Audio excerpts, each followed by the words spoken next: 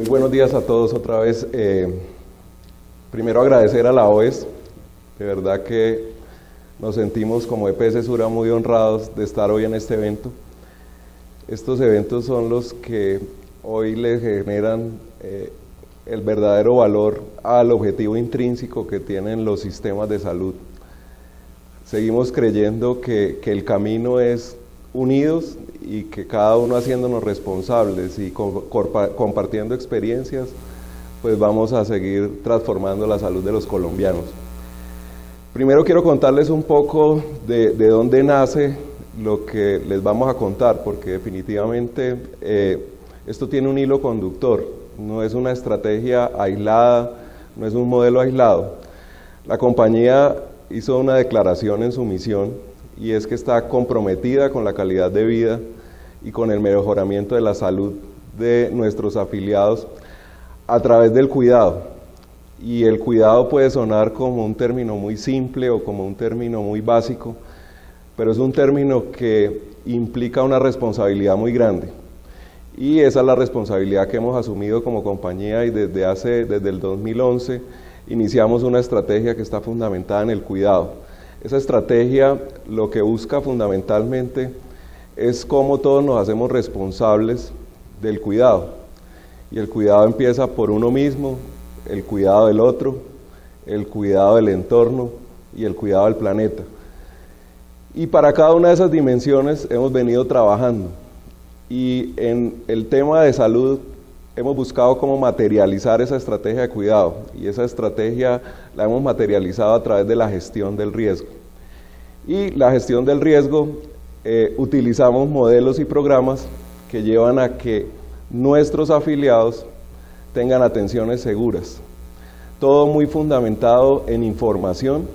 Los sistemas de información de Sura afortunadamente son muy buenos, tenemos una Big Data y a través de las nuevas tecnologías cada vez estamos utilizando mejor esa información para crear unos modelos descriptivos que nos permita conocer mucho más el riesgo individual, y eso es muy importante, conocer cada uno de los individuos desde su perfil epidemiológico, conocer su entorno, que es muy importante, conocer ese ser no solamente desde el punto de vista de enfermedad, sino de dónde vive y qué es lo que lo mueve hacia el cuidado, y cómo articular nuestros procesos de atención. Hoy somos una EPS que está certificada ISO 9001, y cómo articular esos procesos alrededor de una gestión integral del paciente, integrando redes de atención desde un nivel básico que es nuestro chasis de la estrategia, y cómo articularlo con un nivel 2, con un nivel 3, buscando definitivamente el fin principal, que es cambiar los desenlaces. Inicialmente cambiar desenlaces finales, pero sin perder de vista los desenlaces intermedios. Entonces, a partir de ahí es que hemos ido haciendo toda la planeación en salud, y yo vengo representando a un equipo que es la Dirección de Planeación en Salud, quienes son los que se encargan de, a través de ese conocimiento de riesgos del paciente, generar modelos de intervención, y modelos de intervención que realmente transformen la calidad de vida de esos afiliados. El corazón, yo creo que pues del corazón se habla mucho. Anoche pensaba cómo hubiera sido el mundo si no se hubiera dicho que pienso, luego existo, si no se hubiera dicho siento, luego existo. Habría sido completamente distinto. Seguramente el conocimiento se hubiera visto de una manera diferente y hoy veríamos diferente al otro ser humano. Y la salud no se concentraría no solamente en pensar en procesos, sino pensaría mucho más desde la persona y desde lo que siente ese paciente para poder realmente transformar esa salud de ese paciente. Porque definitivamente lo que cada vez entendemos más es que sin conocer realmente lo que hace que se mueva o lo que hace que mueva al paciente hacia su cuidado, no vamos a lograr cambiar los desenlaces en salud por más tecnologías nuevas que hayan, por más modelos de intervención que hayan y por más información que haya. Entonces, a partir de ahí, y de una metodología que hemos adquirido en Sura, empezamos a trabajar en un modelo que nos ayudara a abordar el dolor torácico. Y lo primero puede parecer muy simple también, pero eso es lo que hemos buscado, que cada vez sea mucho más simple el tema. Y lo primero que hicimos fue apropiarnos de bibliografía y buscar referentes internacionales que ya estuvieran abordando el problema y ver a través, como les digo, de una rigurosidad metodológica, buscar cuáles eran las definiciones que deberíamos tener absolutamente claras para empezar este proceso. Y la primera, pues lógicamente fue, ¿qué es el dolor torácico? Y el dolor torácico, pues como les digo, tiene muchas definiciones. La que nos apropiamos fue una de la Asociación Americana del Corazón del 2010, donde fundamentalmente pues es lo que la mayoría de los que hemos estado en contacto con la salud, pues no ha cambiado realmente mucho. Es una opresión, un disconfort, un dolor proveniente de o irradiado al tórax, que en ocasiones se extiende a los miembros superiores o al cuello, frecuentemente con los siguientes síntomas asociados: disnea, diaforesis, palpitaciones, náuseas y tos. Y esto es importante porque para todo el proceso que empezábamos, teníamos que empezar a buscar cómo homogenizar definiciones. Y ese es un tema que a veces se ha vuelto muy complejo en salud, porque nosotros creemos, pero no realmente tenemos a veces evidencia para que eso que creemos realmente lo comprobemos. Entonces ya no es solamente mostrar, sino también demostrar.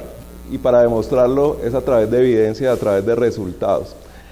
Entonces, este concepto fue el punto de partida para empezar a evaluar cuál era el problema que íbamos a abordar. Y para evaluar ese problema empezamos a mirar algunos datos epidemiológicos. Datos epidemiológicos que tenemos en nuestra Big Data y datos epidemiológicos que encontrábamos en referentes bibliográficos. Esos datos nos llevaron a entender que definitivamente era un tema que no habíamos abordado adecuadamente. Nosotros en nuestra red de atención funcionamos en un 70% en la red de IPS básicas con red adscrita, solamente el 30% es red propia, y en esa integración vertical, de acuerdo a cómo se mide hoy en el gobierno, no llegamos al 12%. ¿Para qué es nuestra red, nuestra integración vertical? Fundamentalmente para esto, para que sea un laboratorio para crear nuevos modelos de atención, para crear nuevas experiencias que la podamos extender al resto de la red. Entonces, dentro de esa red tenemos unas urgencias propias de baja complejidad, no están en clínicas, algunas están asociadas a IPS básica, donde iniciamos este modelo. Es en una urgencia de baja complejidad que está en un centro comercial que en Medellín se llama Molinos, y allá fue donde implementamos esta estrategia. Y empezamos a ver las causas por las cuales consultan los pacientes, y esta era una de las causas que no habíamos abordado adecuadamente. Y dentro de los números que encontramos, el 10% en el mundo de los motivos de consulta en los servicios de urgencias son debidos a esto, a dolor torácico. Entonces es un tema no despreciable. Y seguimos profundizando en la información y encontramos que solo un 15% de esos dolores torácicos realmente son anginas estables e inestables. Y algo que es todavía más sorprendente en el sentido de que cómo tenemos que hacernos responsables de eso, es que la mayoría de los dolores torácicos salen sin un diagnóstico, salen sin definir realmente cuál es el origen, un 15%, igual a los coronarios. El 30% es musculoesquelético, el 20% es gastrointestinal, el 10% pulmonar y el 10% psicosomático. La causa de mortalidad pues sigue siendo muy importante, las enfermedades isquémicas del corazón. La principal causa en las Américas, con un 11.81%, es esa enfermedad isquémica, inclusive en Colombia es mayor, es 19.08%. Entonces definitivamente ahí tenemos un problema para abordar. Más datos. En el mundo se diagnostican 3 millones de personas con infarto agudo del miocardio con elevación de ST. Y ese es un problema resuelto. Es decir, de alguna manera los sistemas de salud lo han abordado bien, medianamente bien. Existen redes que permiten que cuando se hace el diagnóstico pues se pueda trasladar a instituciones de mayor complejidad donde se hacen intervenciones efectivas y se salvan vidas, ¿cierto? Pero realmente ese salvar las vidas no es suficiente hoy, sino con qué calidad de vida queda ese paciente. Y uno de los temas muy importantes que encontramos dentro de la literatura es que para mejorar la calidad de vida es muy importante el tiempo entre el que se hace el diagnóstico y el tiempo en que se inicia la intervención. Y otra gran sorpresa fue 4 millones sin elevación de ST, ¿cierto? 30% de los pacientes ingresan al servicio con un dolor torácico atípico, diferente al que habíamos planteado en la definición. Y el 5% ingresa sin dolor. Entonces, aquí encontramos realmente un foco de trabajo, porque hoy hay unos pacientes que definitivamente requieren un cuidado distinto para poder lograr generar el impacto que estamos planteando de la estrategia que les contaba al principio de la charla.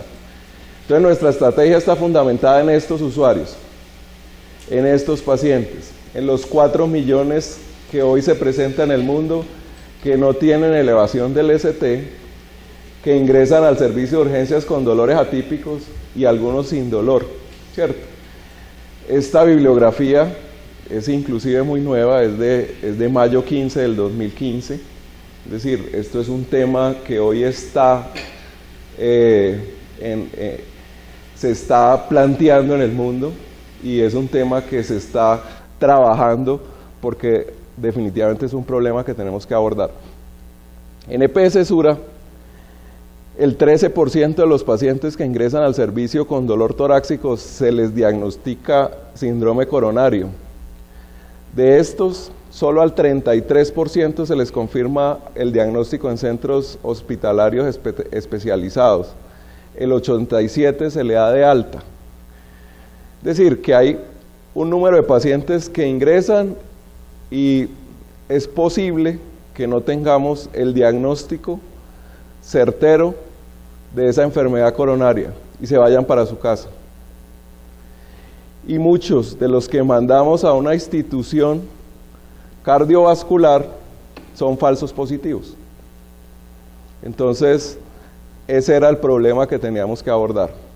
Entonces, lo que nos propusimos básicamente fue crear un modelo que, como les decía, hoy en el mundo se está trabajando y repito, esta es una bibliografía de mayo 15 del 2015, que lo que muestra es que a través de unidades de dolor torácico podemos impactar los desenlaces, podemos cambiarlos, podemos cambiar las complicaciones, podemos cambiar la mortalidad.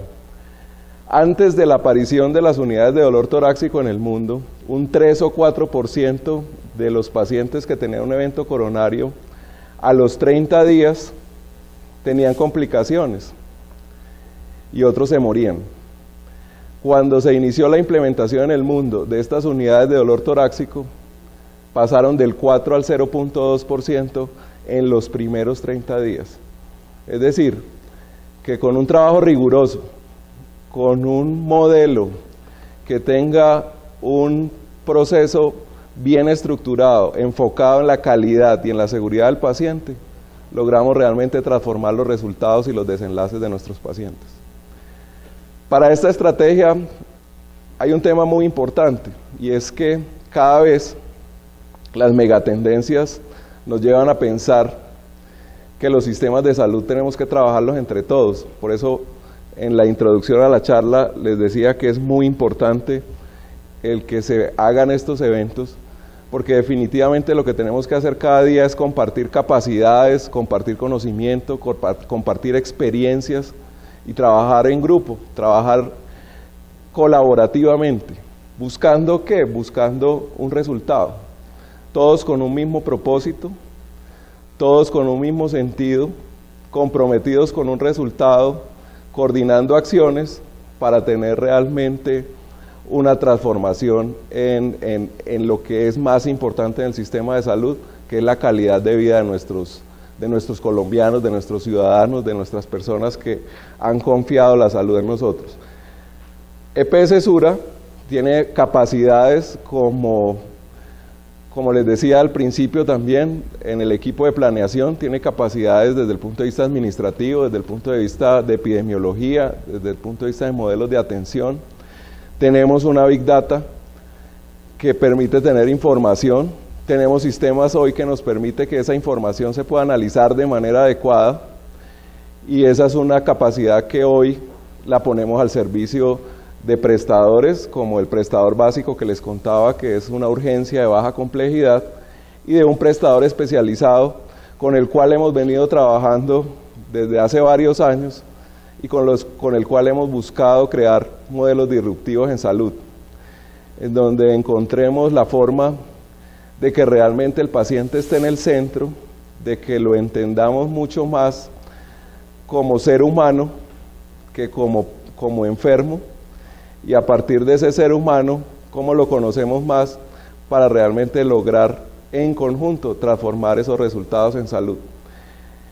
Y la unión de esta sinergia pues nos da lo que estamos trabajando hoy, que es la unidad de dolor torácico. Estas estrategias a veces cuando las presentamos en un PowerPoint y en un tiempo de 45 minutos pueden parecer muy simples. Este trabajo, o este resumen que les estoy mostrando, es el trabajo de un año. Llevamos solamente 3 meses de implementación, pero hace un año empezamos. Y hace un año empezamos con toda la metodología que les digo, a estudiar el problema, a ver cómo lo podíamos abordar, qué existía hoy en el mundo para abordarlo, y después de llegar pues como al punto de que era la unidad de dolor torácico la solución, pues ya se empieza todo el proceso de alistamiento y hoy todo el proceso de implementación y de seguimiento a resultados. ¿Qué son las unidades de dolor torácico? Fundamentalmente son unidades que se encuentran dentro de servicios de urgencias básicos o de baja complejidad, donde lo que se busca es hacer una adecuada estratificación del paciente con dolor torácico. O sea, hacer una adecuada clasificación del riesgo. Y para eso existen herramientas, y herramientas que ya están estudiadas, validadas y que hoy muestran evidencia que llevan a buenos resultados. Esas herramientas son las que nosotros apropiamos y hoy estamos utilizando. ¿Eso a qué lleva? Estandarización.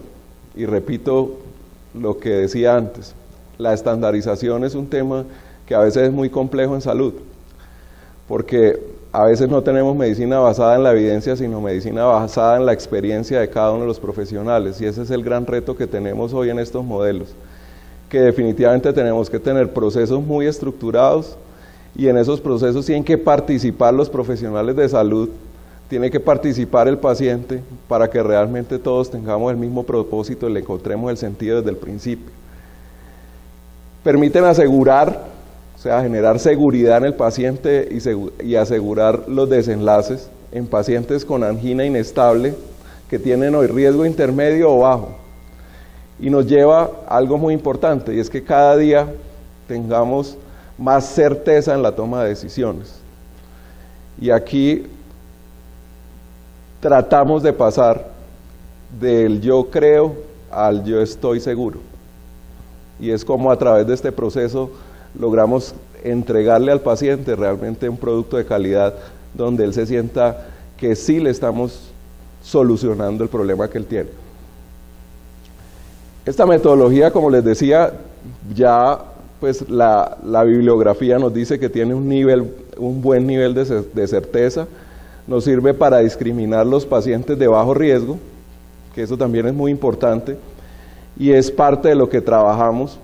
Es como también esos pacientes que a veces ese 87% que les contaba en las estadísticas se iba para la casa y no le seguíamos haciendo nada.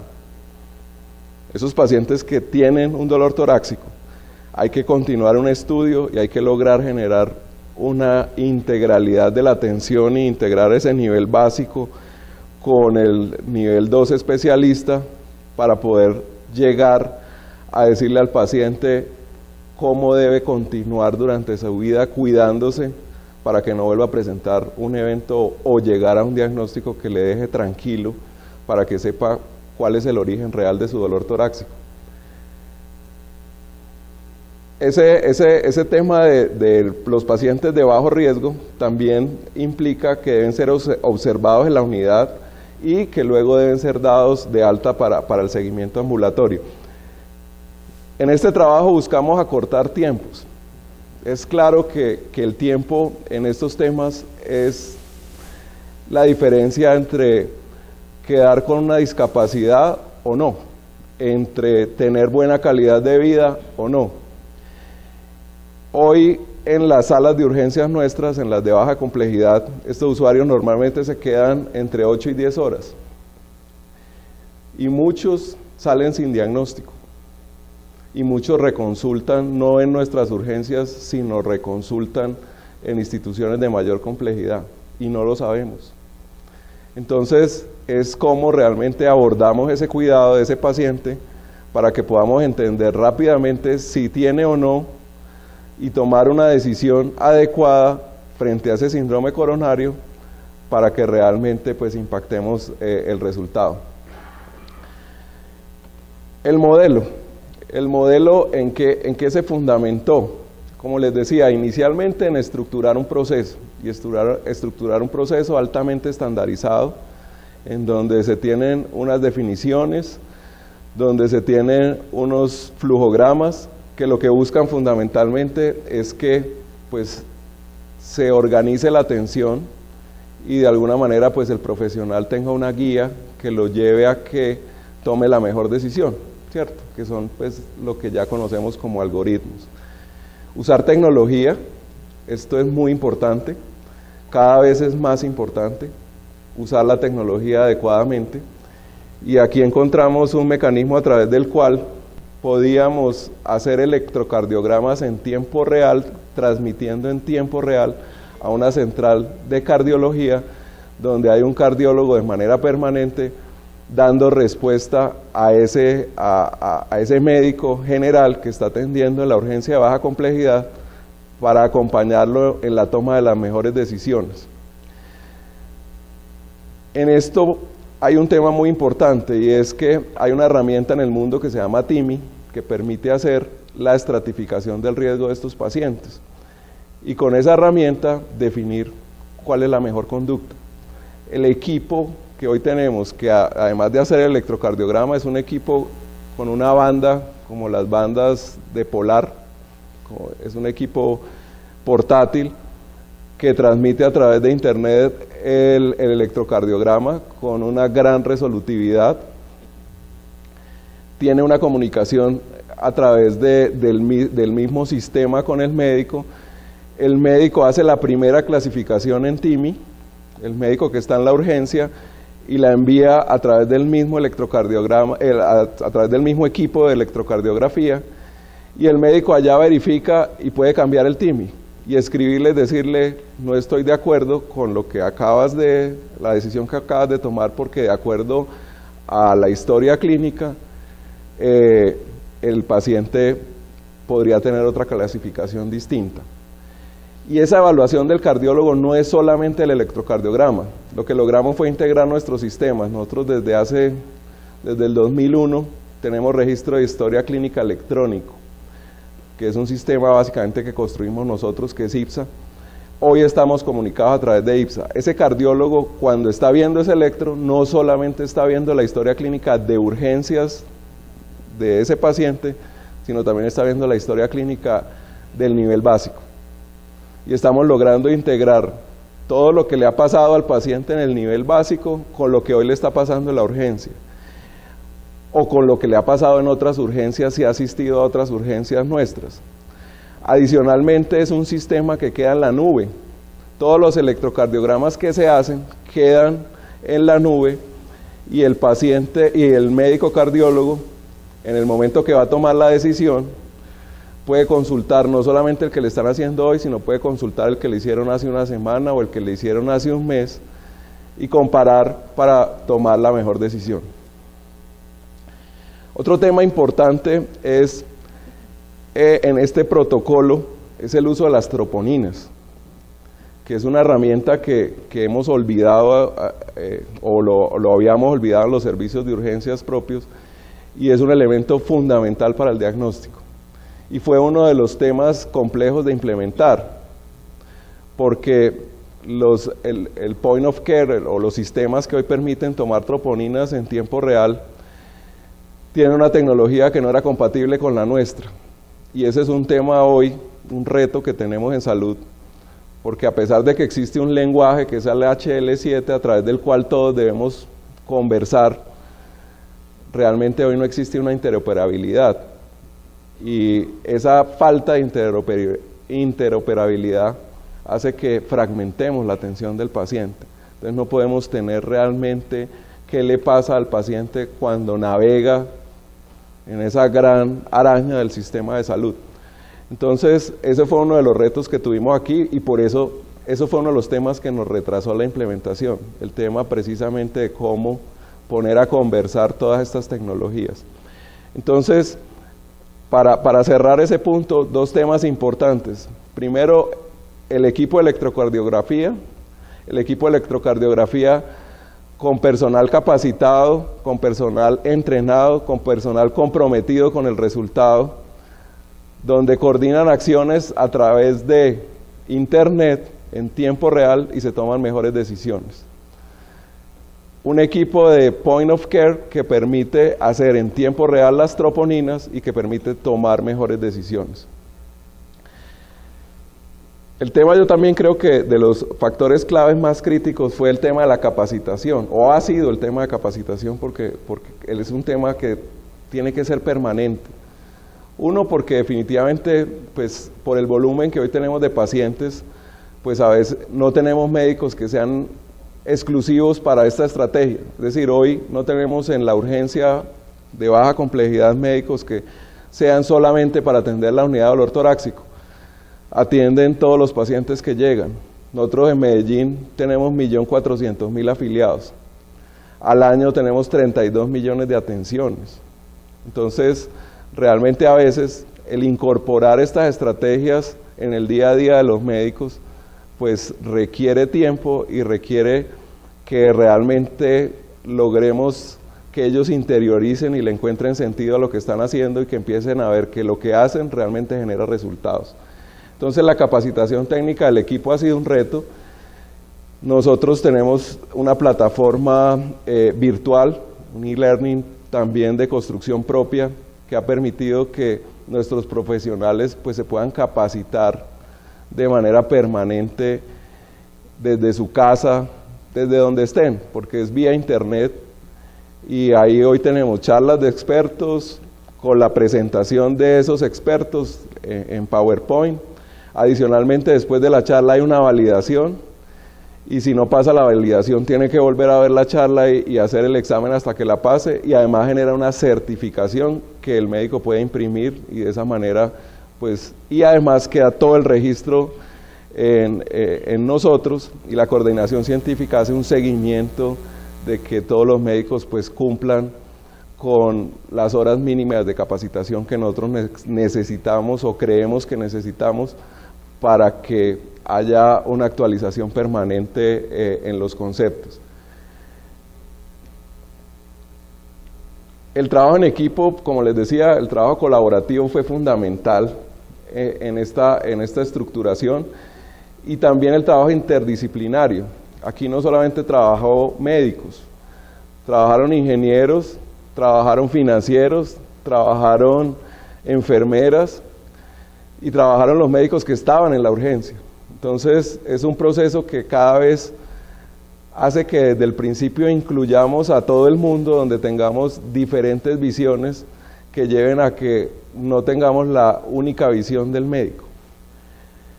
Garantizar elementos de acceso, oportunidad de pertinencia.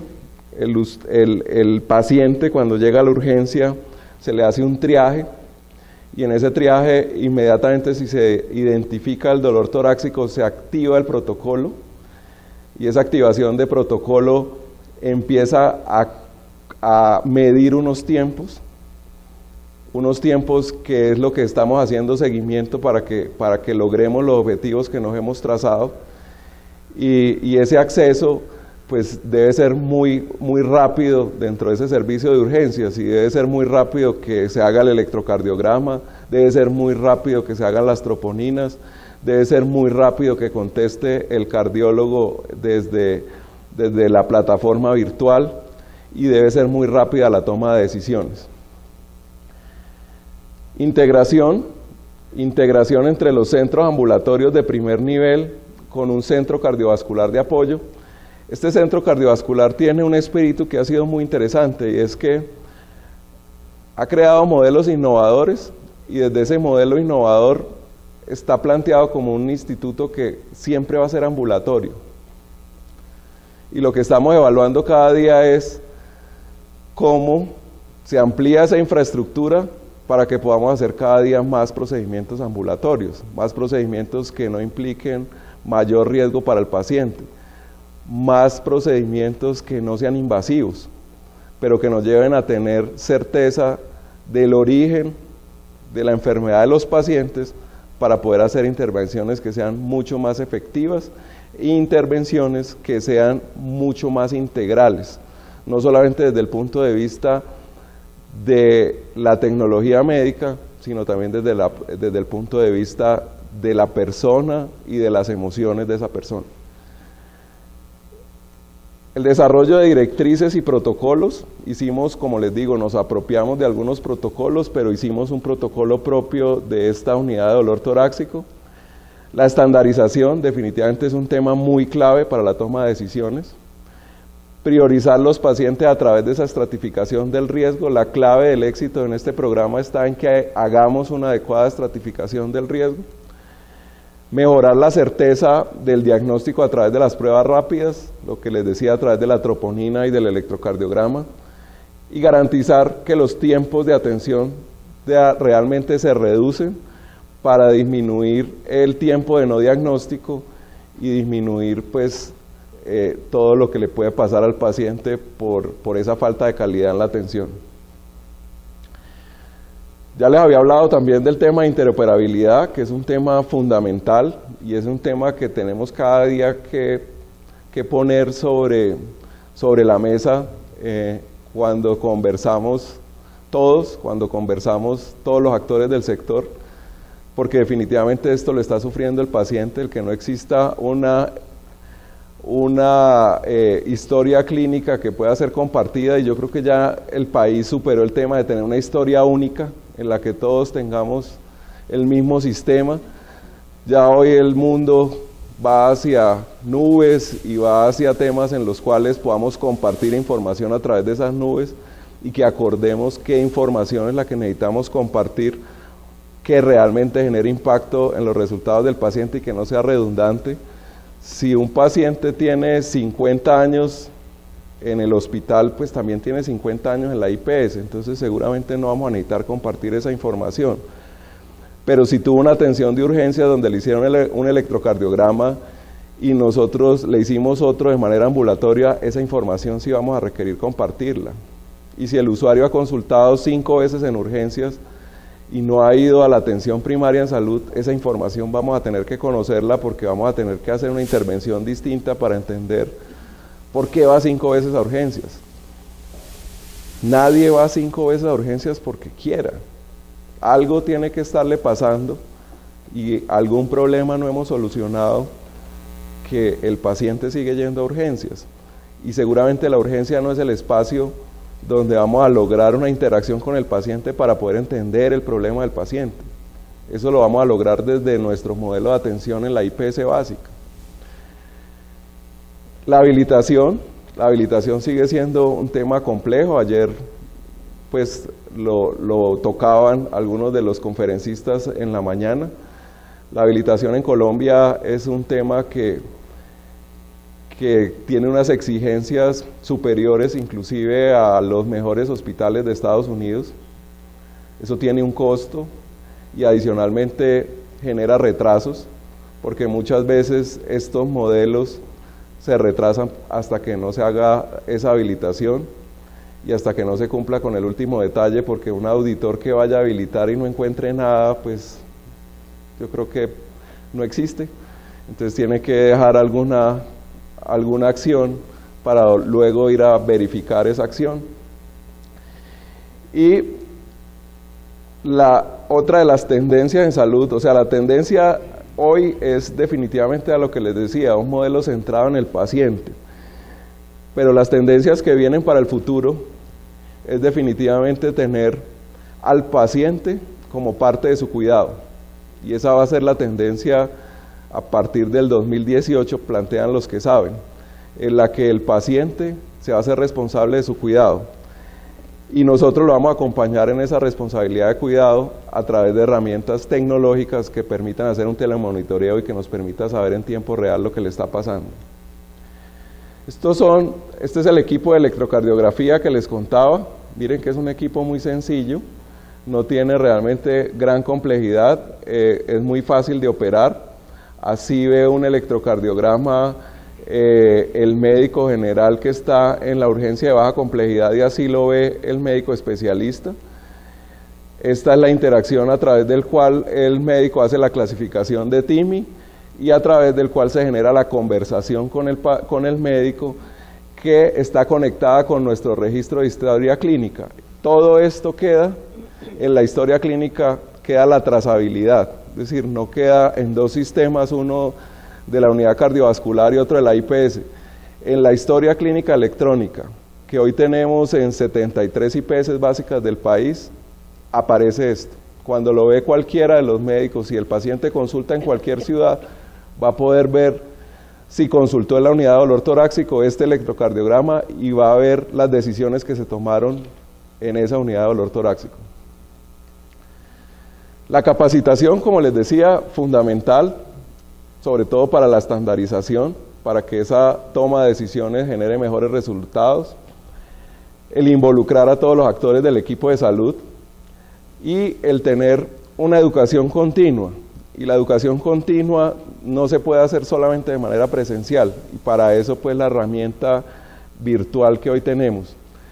Y algo muy importante, y es que, no nombré al principio, pero nuestro gran apoyo es el especialista que es el que ha creído en el montaje de estos modelos, que es el doctor Dagnor Aristizábal, que es un cardiólogo que acompaña de manera permanente a su equipo de cardiólogos y acompaña de manera permanente a los médicos en la urgencia de baja complejidad. No es extraño ver a Dagnóvar o a uno de los cardiólogos en la urgencia de baja complejidad en todo este proceso. Están ahí presentes acompañando a los médicos, dándoles la tranquilidad y la seguridad y solucionando los problemas en tiempo real. Que eso es mucho de lo que nos hace falta cuando nosotros diseñamos este tipo de modelos, porque lo hacemos muy bien en el escritorio, pero en el mundo real no abordamos los problemas de manera oportuna y dejamos que esos problemas crezcan, y cuando vamos a ver los resultados, pues no se dan, pero no se dieron fue porque no se implementó adecuadamente la estrategia y no se le hizo un adecuado seguimiento. Estas son las guías que construimos, los protocolos muy sencillos, en donde básicamente pues es un algoritmo que hace la clasificación del riesgo del paciente. El paciente que está con alto riesgo, el paciente que desde el ingreso tiene una elevación de la ST, pues inmediatamente se remite. Los que quedan realmente en esta unidad de dolor torácica son los de bajo riesgo y los de riesgo intermedio, a través de la clasificación de TIMI, que como les digo básicamente es una clasificación que evalúa unos ítems específicos, da una calificación numérica y a través de esa calificación numérica pues define o estratifica el riesgo del paciente. A los médicos les entregamos unas guías de bolsillo, hicimos estas guías de bolsillo para que las tengan permanentemente en su bata y puedan consultarlas cuando están frente al paciente, y de esta manera pues ellos tienen como ese apoyo permanente en el momento de atención al paciente. Esta es nuestra plataforma de educación virtual. Así se ve cuando un médico está estudiando, se ve el video del expositor. Aquí tenemos al doctor Dagnóvar Aristizábal, que como les decía es nuestro gran líder en este tema. Y a través de la pantalla vemos la presentación y hay una interacción que puede tener ese médico con el expositor a través de preguntas que se envían vía email y ese expositor se las contesta vía email. Y existe una validación de ese proceso y adicionalmente existe una certificación de que realmente pasó el curso.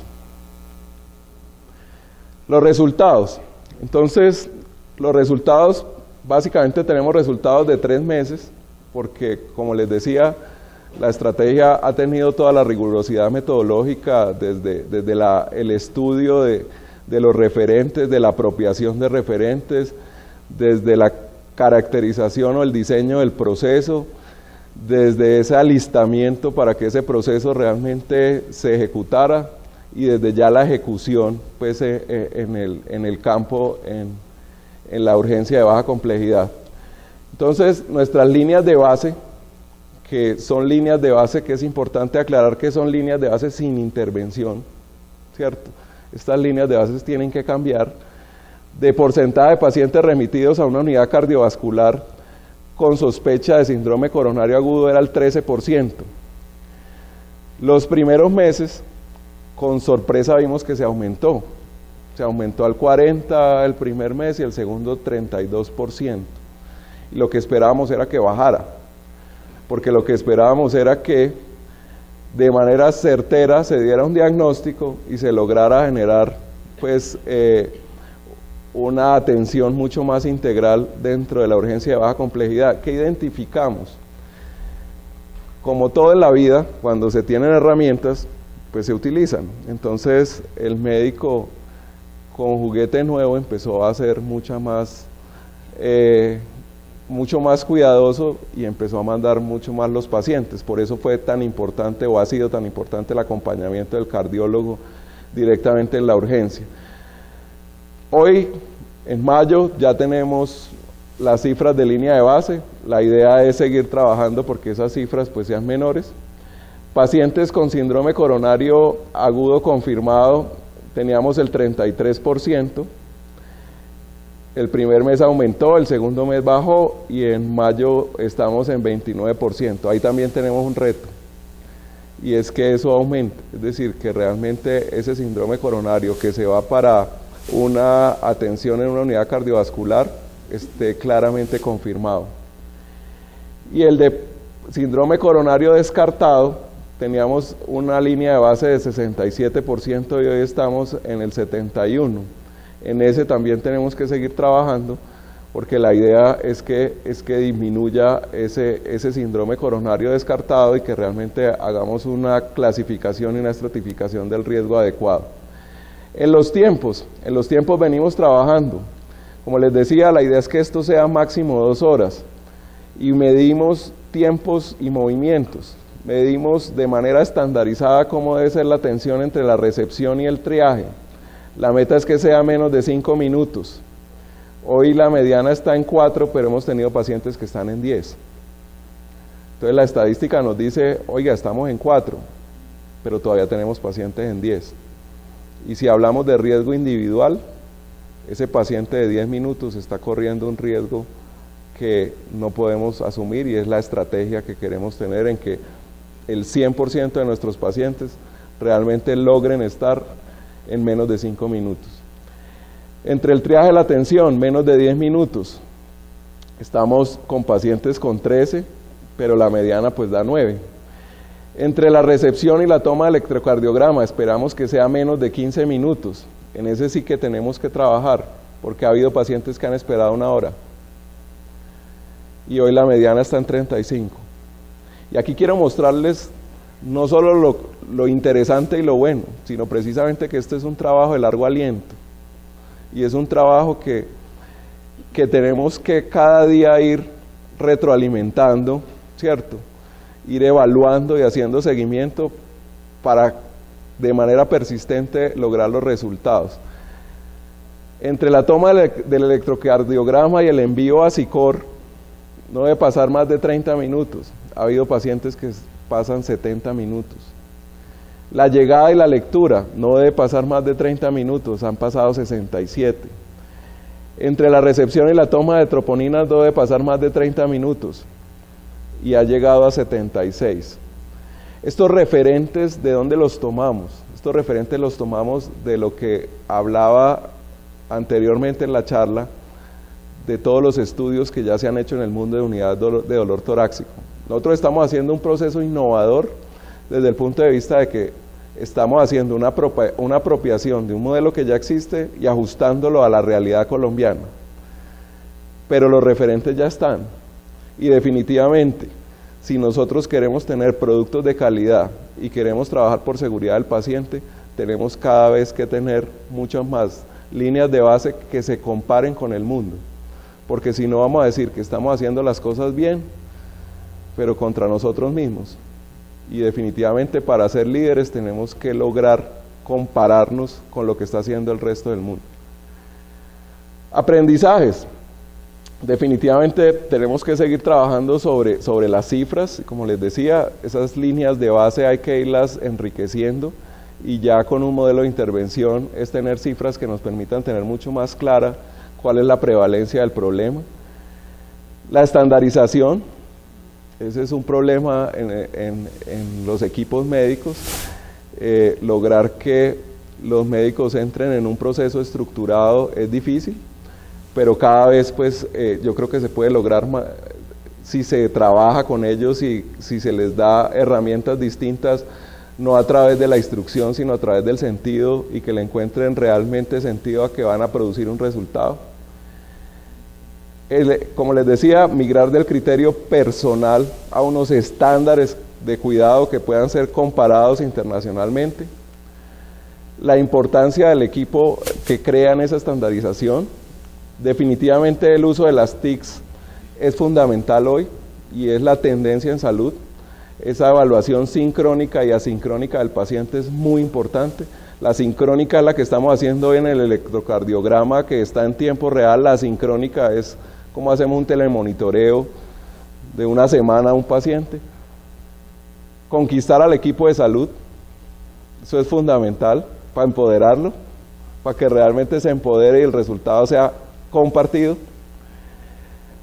El alineamiento de brechas tecnológicas, como les decía, a pesar de que estamos en la misma compañía, tenemos sistemas de información que a veces no conversan, tenemos sistemas que se compran no de acuerdo a una estrategia, sino se compran de acuerdo a una tendencia tecnológica, ¿cierto? Al esnovismo a veces, pero no realmente con una claridad estratégica del para qué. Y la importancia del uso de pruebas rápidas. Esto es fundamental, de verdad. Uno de los temas que hemos encontrado que es muy importante es el uso de las pruebas de troponina a través de point of care. Eso da mucha seguridad en el diagnóstico, da mucha calidad en la atención. ¿Para dónde vamos? Vamos para la nacionalización de esta estrategia. La idea es tener esa central de cardiología en un sitio específico y que pueda apoyar todas las unidades de urgencias inicialmente propias. Extenderlo a otros síntomas, extenderlo a disnea y arritmias, donde también ya en el mundo hay pruebas que muestran resultados, y definitivamente integrarlo con otras estrategias de cuidado sincrónico. Y ese es el reto, que esos pacientes que salen de esa atención realmente salgan con una solución, y no solamente decirle no tiene un síndrome coronario agudo, sino usted tiene una cita el martes con el cardiólogo y mientras que tiene la cita le voy a poner este equipo asincrónico para que le haga seguimiento electrocardiográfico hasta el martes que usted tiene la atención. Entonces el reto está en integrar esas tecnologías con el modelo de atención. Eso era lo que tenía para contarles. Muchas gracias a todos.